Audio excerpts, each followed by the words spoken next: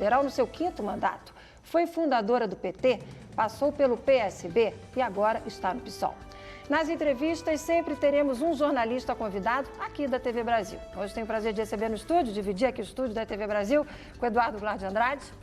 Tenho também o prazer de receber 2 jornalistas convidadas do El País Brasil. Hoje, Carla Gimenez, que é editora-chefe do El País Brasil, e Flávia Marreiro, que é subeditora do El País Brasil. Boa tarde a todas vocês, obrigada por estar aqui com a gente. Bom, boa tarde, candidata. Prazer enorme recebê-la. Obrigada por ter aceitado nosso convite, nossa primeira convidada. Eu que agradeço a oportunidade. Quero saudar essa banca simpática de jovens jornalistas e saudar os internautas, os telespectadores, dizer que é uma grande oportunidade para a gente discutir a cidade de São Paulo. Bom, candidata, eu vou começar com essa pergunta aqui. A senhora foi fundadora do PT. Passou pelo PT, fundou o PT, depois passou pelo PSB e agora está desde o início do ano no PSOL. Por que essa mudança? Em relação ao PT, que eu sou fundadora, fiquei lá 17 anos, eu digo que quem saiu, eu não saí do PT, o PT saiu de mim.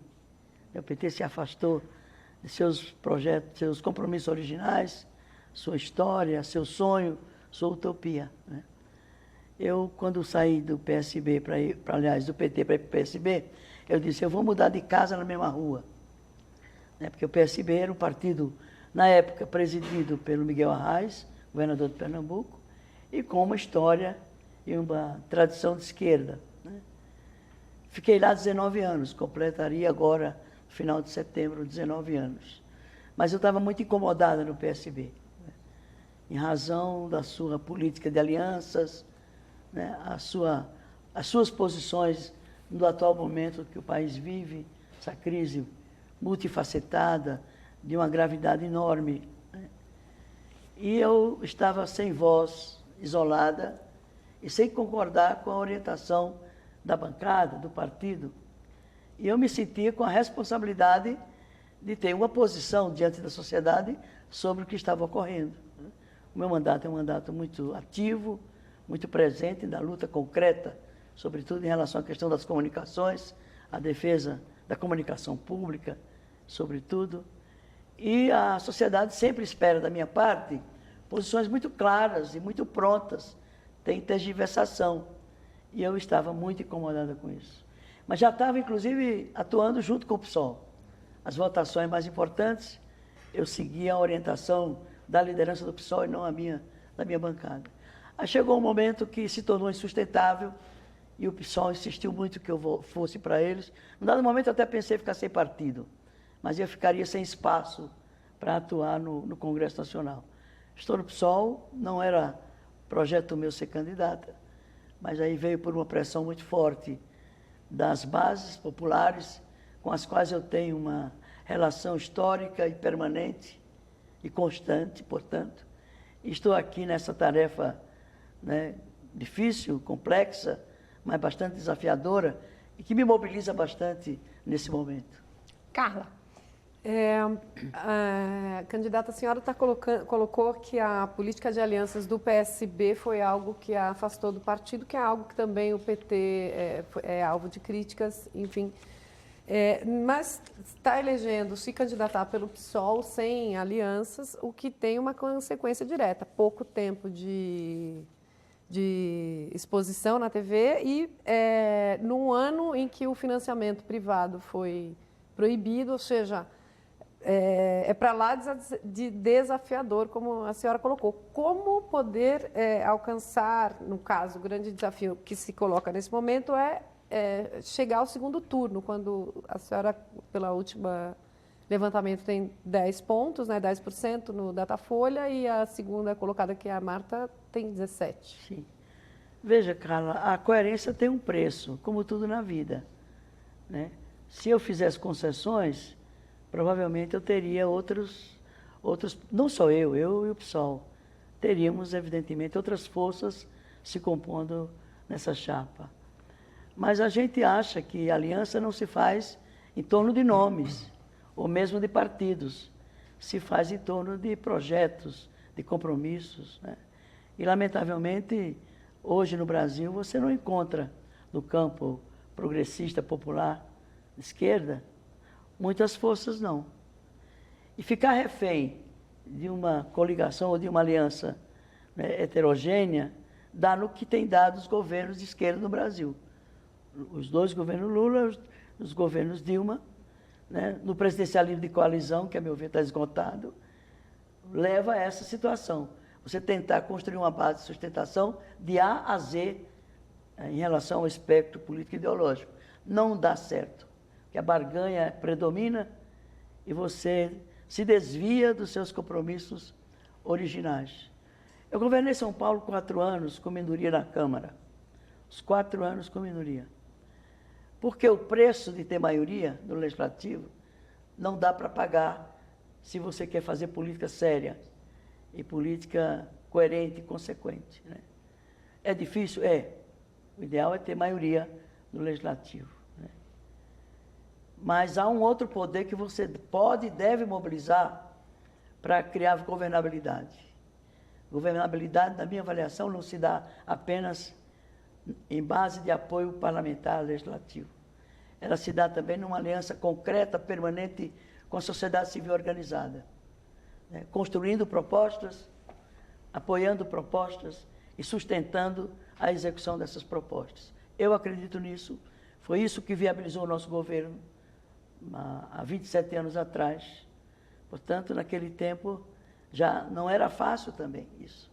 Então, já tenho experiência disso e já tenho uma aliança mais consolidada com a sociedade civil organizada, com os movimentos populares, que estão junto comigo construindo essa proposta, construindo essa candidatura, sem nenhuma cooptação, sem nenhuma submissão de uma força em relação à outra, respeitando a autonomia, a independência e a soberania, que o cidadão, o soberano é o povo, é a sociedade civil que se organiza, e assim a gente pode se passar nas urnas, e a candidatura está tendo um apoio muito mais amplo do que apoios partidários. Tem vários segmentos da sociedade, dos vários setores de classe, inclusive, né, interessados em discutir política, e veem na nossa candidatura e na nossa campanha um espaço, né, de reflexão política, de reencantamento pela política. Candidato Eduardo Goulart de Andrade, aqui da TV Brasil, tem uma pergunta para a senhora. Edu. Pois não, Eduardo. Ainda falando sobre governabilidade, candidata, hoje a Câmara dos Deputados tem apenas um vereador a Câmara dos Vereadores tem apenas um vereador do PSOL entre 55 vereadores. Na época em que a senhora foi prefeita da capital, entre 89 e 92, o PT, o seu partido, juntamente com outros partidos que faziam a coligação, tinha 18 vereadores. Mesmo assim, como a senhora acabou de comentar, enfrentou aí várias resistências para aprovar projetos na Câmara. E hoje, como é que fica isso na prática, caso a senhora seja eleita? Como fica a governabilidade? Como aprovar projetos e como contar com o apoio popular também para aprovar esses projetos? Olha, nem sempre, mesmo a partir de uma aliança mais ampla, você garante que esses mandatos vão estar a serviço do governo. Porque não tem unidade nos partidos, não tem unidade nas bancadas. Já naquele tempo nós tínhamos dificuldades, no âmbito interno do próprio PT. Nós só tivemos aliança com mais 2 pequenos partidos, que era o PCB e o PCdoB. Portanto, não era uma bancada que tenha se composto a partir da campanha, das eleições, da candidatura, né?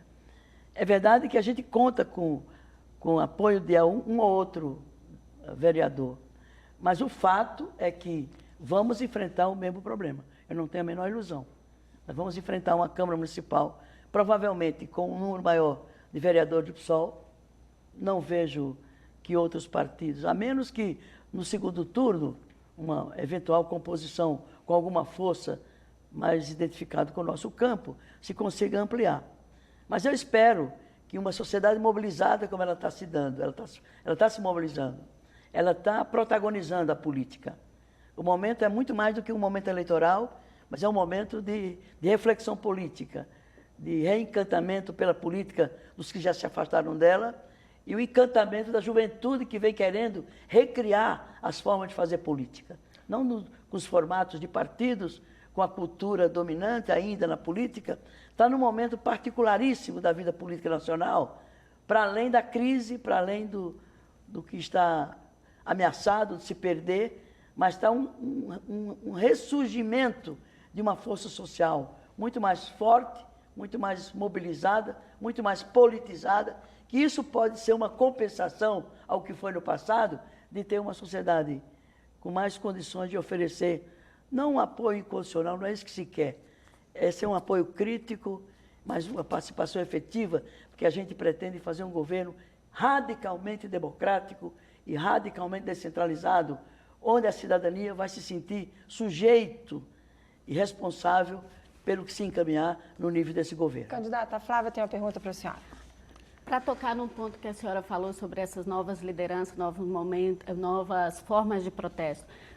Os últimos anos foram marcados por uma discussão sobre o transporte público em São Paulo, principalmente em relação desde 2013. Existe um tema pendente na prefeitura, que é a licitação dos ônibus, que pode definir o futuro da cidade em termos de transporte de massa nos próximos 20 anos. Da proposta que foi feita pelo Haddad, quais as críticas que a senhora tem? A senhora reabriria essa discussão eleita? Faria uma nova consulta pública sobre essa proposta? Olha, o edital que vem rolando desde 2013, os contratos estão vencidos desde 2013, e vem se renovando sem novas licitações, o que é muito ruim, né? É preciso que se faça uma nova licitação.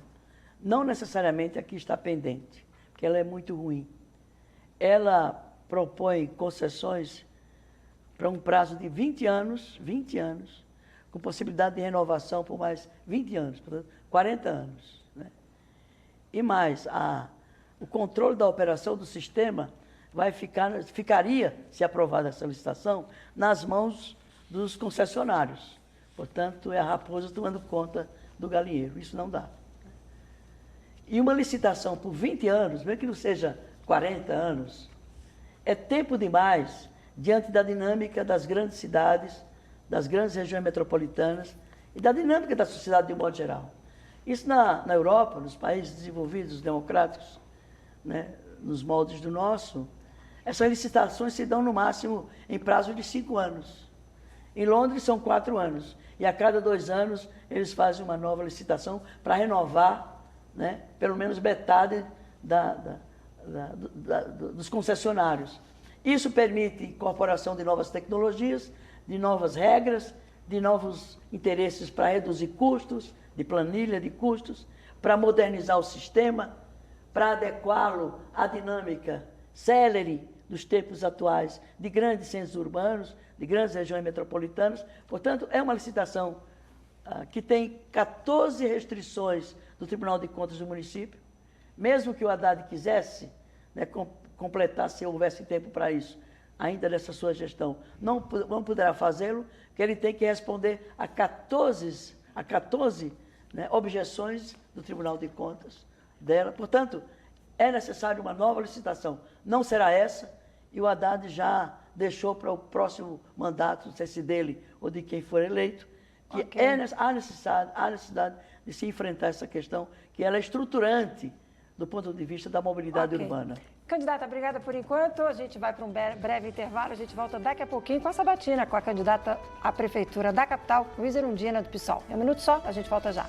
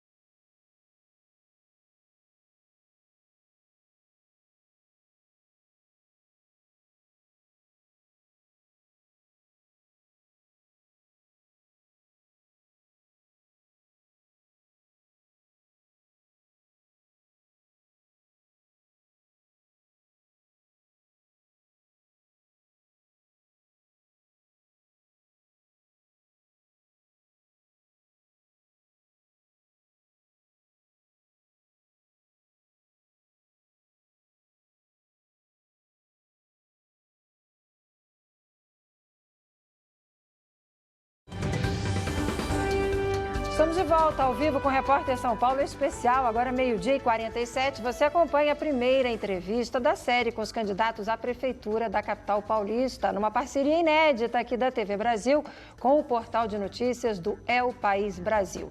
De hoje até o dia 23 de setembro, você, aí em casa, vai conhecer as propostas que os candidatos têm, gente, para administrar a nossa cidade, a maior cidade do país. A nossa convidada de hoje é a candidata Luísa Erundina do PSOL. Candidata, a gente vai continuar aqui batendo papo. Eu quero perguntar para a senhora a questão da saúde. Todas as pesquisas apontam que saúde é uma das situações que mais preocupa o eleitor. Que projetos a senhora tem? É uma questão de gestão, é uma questão de gestão dos recursos, falta de vontade? O que a senhora tem para a área e qual é a sua avaliação para o momento? Tudo isso. É preciso fortalecer a base do sistema, que são as unidades básicas de saúde, integrá-las adequadamente aos outros setores desse sistema, que são os centros de especialidade e alta complexidade, mas com um reforço muito forte na base do sistema de saúde, que é o modelo do SUS. Mas alguma mudança radical? Alguma ideia diferente? Nós vamos rever, né, a política de concessões, a terceirização dos serviços de saúde.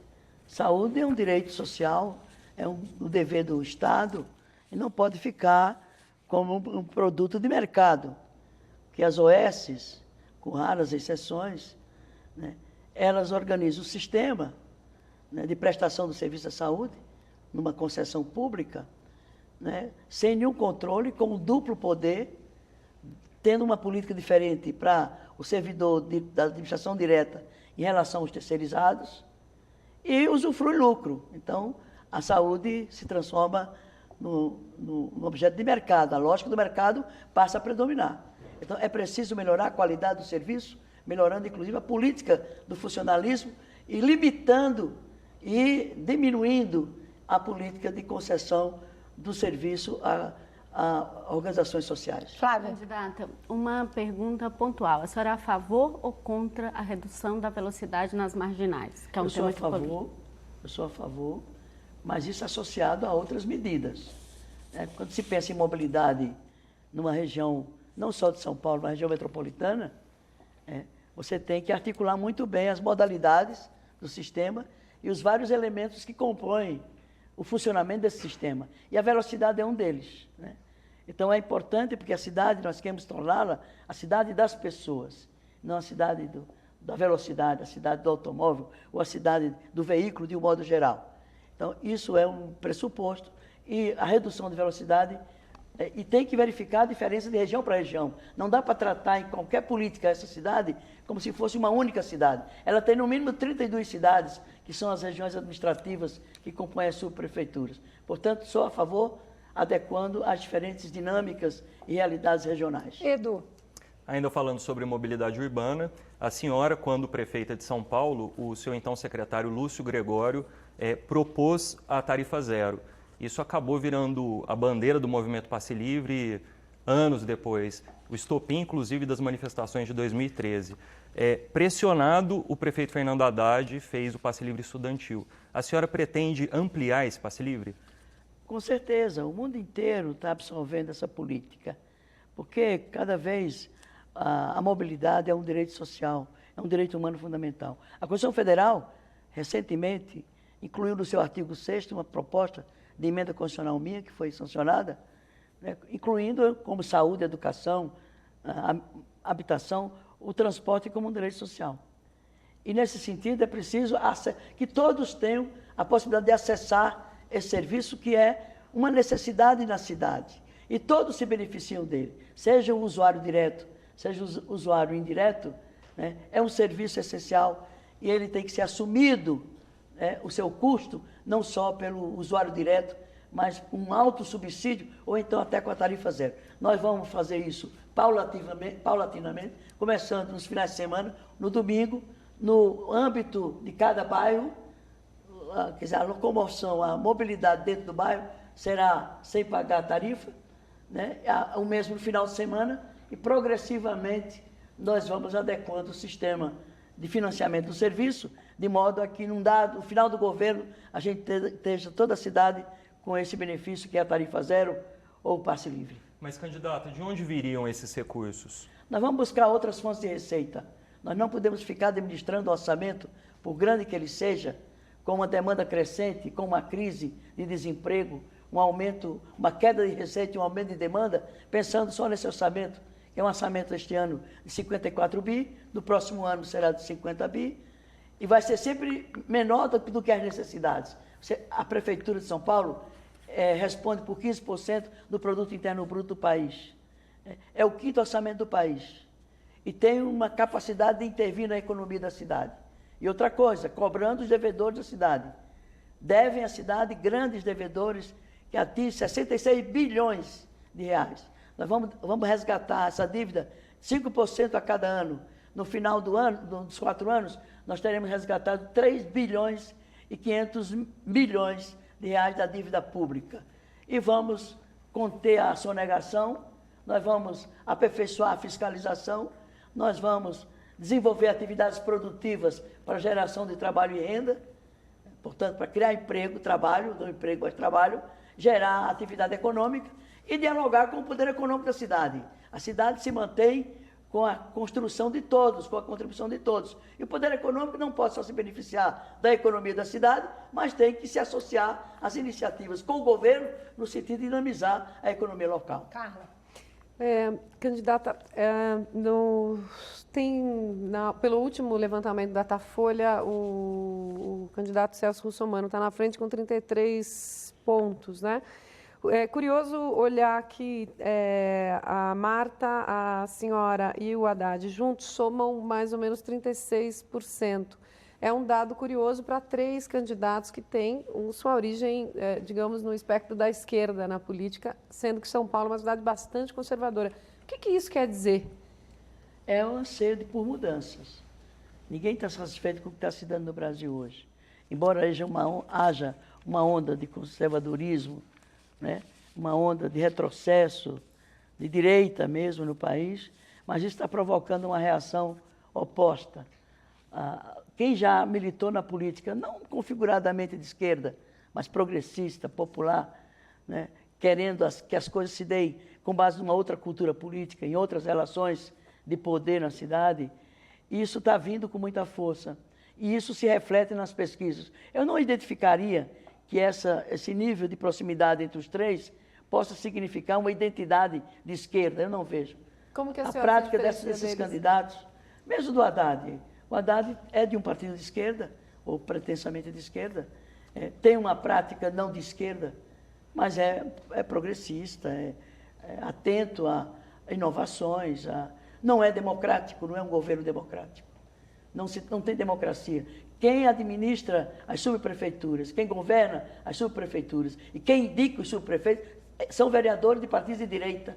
E a base dele é uma base heterodoxa, de A a Z, do espectro político ideológico, que vai reproduzir, ou reproduz, aquilo que se reproduz no plano federal, o tal do presidencialismo de coalizão.